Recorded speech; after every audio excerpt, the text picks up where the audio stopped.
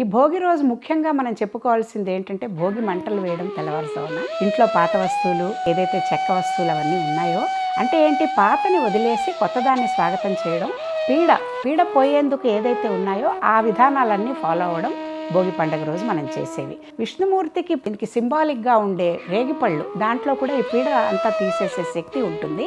దాంట్లో రాగి కాయిన్స్, రేగిపళ్ళు, పువ్వులు, తర్వాత అక్షింతలు ఇవన్నీ వేసి చిన్నపిల్లలకి వీళ్ళకి కూడా ఆ పీడ పోయేటట్టు వీలుగా వాళ్ళకి తల మీద ఈ భోగి పళ్ళు పోస్తారు. ఆ రోజు పొద్దున్నే భోగి మంటలు వేసుకున్నాక ముగ్గులు, రంగవల్లులు, ఆవు పేడతో వీటితో అలికి చక్కగా పెద్ద పెద్ద ముగ్గులు వేసుకోవడం. అలాగా భోగి రోజు భోగి మంటలు, ముగ్గులతో పాటు పిల్లలకి భోగి పళ్ళు పోయడం అనేది ముఖ్యంగా జరుపుకునేది. తలంటు స్నానాలు చేయడం.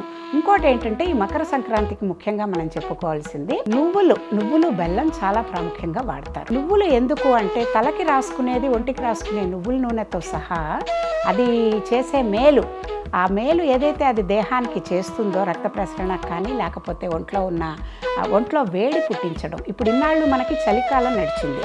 ఇప్పటి నుంచి ఏమిటంటే ఉత్తరాయణం మొదలయ్యాక నుంచి మళ్ళీ చలి కొంచెం తగ్గడం మొదలవుతుంది.